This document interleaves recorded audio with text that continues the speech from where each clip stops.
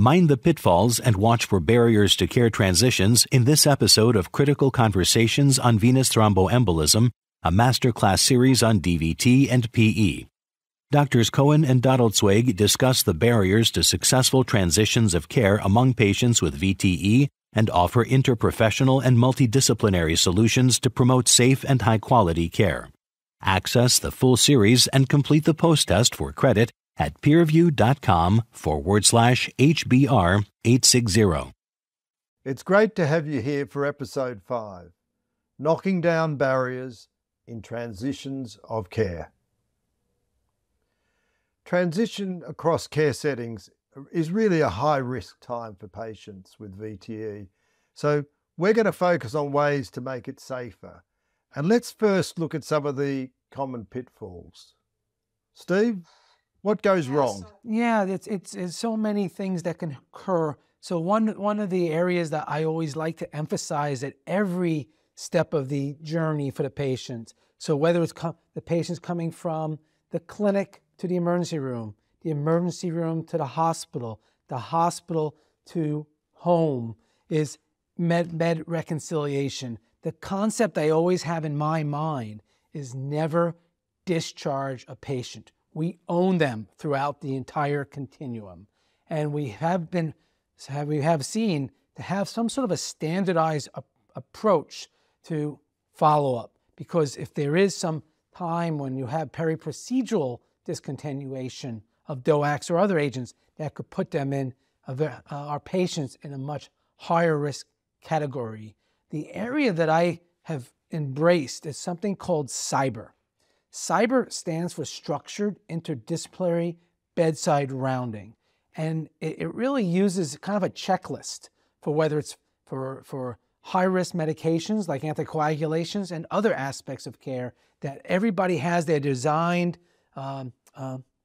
role to play. So I'm the physician lead, I have my role. The case manager has their role. The nurse has their role. And together, then it mitigates any patient and or family confusion of what's being emphasized. So it's not one person saying something that the other person's not. And I find this to be very helpful. The other area that I would share, and I'm on the board of directors for the Anticoagulation Forum currently, and they have great resources.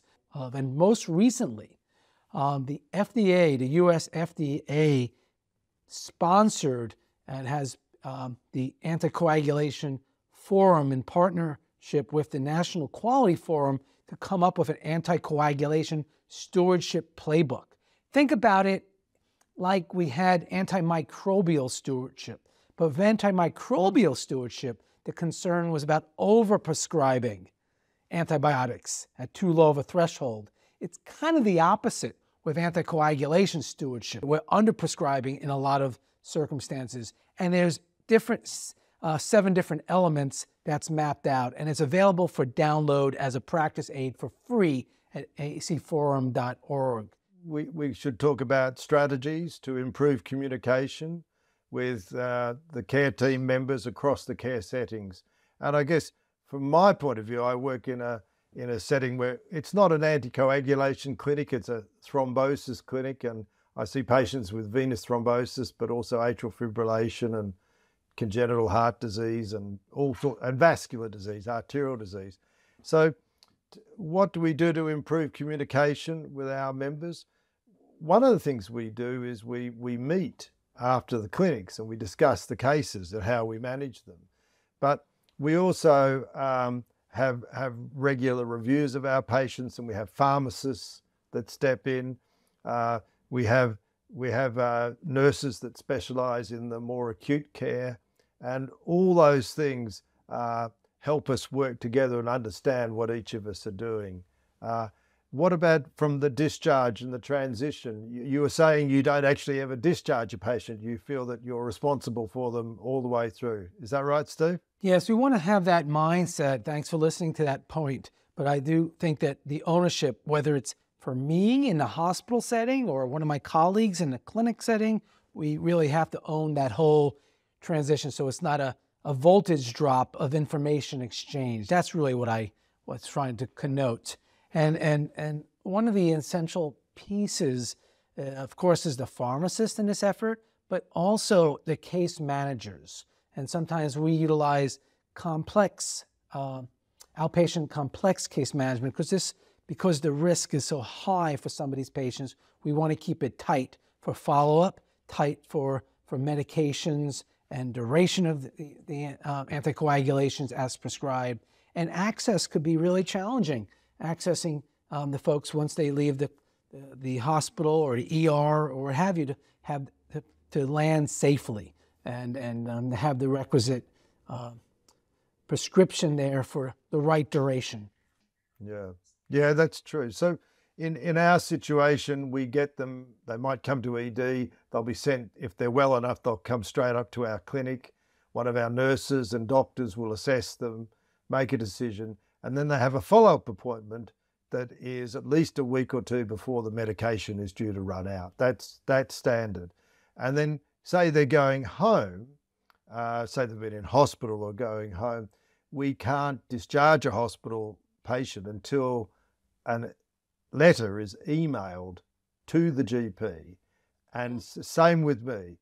When I see a patient, there's a letter that goes within 6 days with that patient's GP and to the patient explaining exactly what we've done. And that's how we liaise with primary care physicians. So that's our way of doing it. But I'm sure there's lots of other ways that will be better as years to come. Perhaps we'll be using apps on patients' phones that liaise with their doctors as well. Yes, we have that. And when you get Epic, you'll find it. There's a really wonderful app. And really what you're emphasizing and what I'm emphasizing is the same thing. There's different processes in which we'll organize matters, but it really is a double down on the communication plan and having everybody informed about that plan. And one of the areas that come to play might be a transition. What if they're on one agent, say they're on a DOAC? How do you go from a DOAC to another agent or go from warfarin, say, to a DOAC? And there's some underlying principles that you have to think about as you're approaching that. And it really comes down to half-life. Many of these, the DOACs and low molecular heparin, they have half-lives about 12 hours. So you got to think about that for one. And then also whether what their underlying renal function is. If they're good, it's about the 12 hours. So whether you're looking at the Bigatran, rivaroxaban, apixaban, or edoxaban, it's in general, when the INR drops below 2.5, that's a pretty safe time. If they're going from warfarin to DOAC, when they drop below 2.5, that's a pretty safe time to start the DOAC.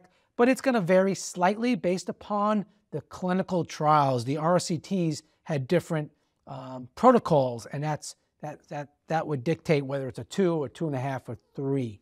If you were to move from a low molecular weight heparin to a DOAC, it really, you have a couple of hours of a fudge factor, usually less than 2 hours, but you could adjust that thinking about 12 hours-ish for when the next scheduled dose is to be administered. And we use those fairly interchangeably. And then if you go from unfractionated heparin IV to PO DOAC, typically the moment that you stop the IV unfractionated heparin, you could start the DOAC. That applies for all the DOACs with the exception of edoxaban, which they, in that analysis, it was stopping IV heparin and then start edoxaban 4 hours later. But those would be a few things that I would emphasize to the audience on the transition. Please compliment anything I said there and if your approach is somewhat different. I think there's some good guidance. I personally don't wait till the INR gets below 2. I generally have a rule. I know there's variation from one to the other. I wait till they're about 2.5, just like you said. Yes. When they get under 2.5, it's pretty safe, and I don't want them to get below 2. But I know, and I estimate it too from the INR.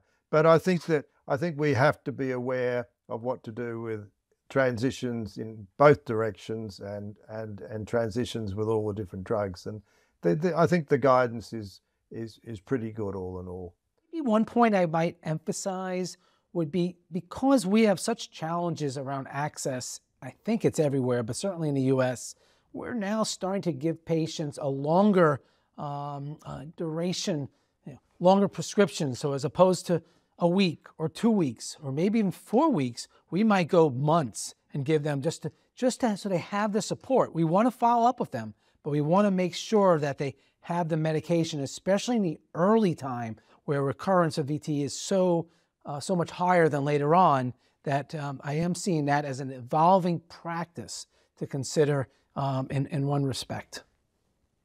Great. Well, thank you. And of course, we do need to talk to our patients, as we said earlier, about the symptoms and signs of bleeding and thrombosis and all these factors, and even their worries. We have a psychologist in our team who deals with VTE, and we have a pediatric psychologist too, because there is a sort of thrombosis neurosis, as we say, that can occur, and it's really can be quite debilitating for some people.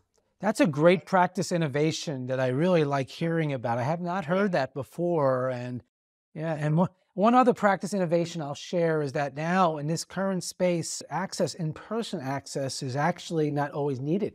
We have another type of access, the virtual appointments, so that you could connect with the patient from their home. Or we have another program that I've seen launched, like APP at home.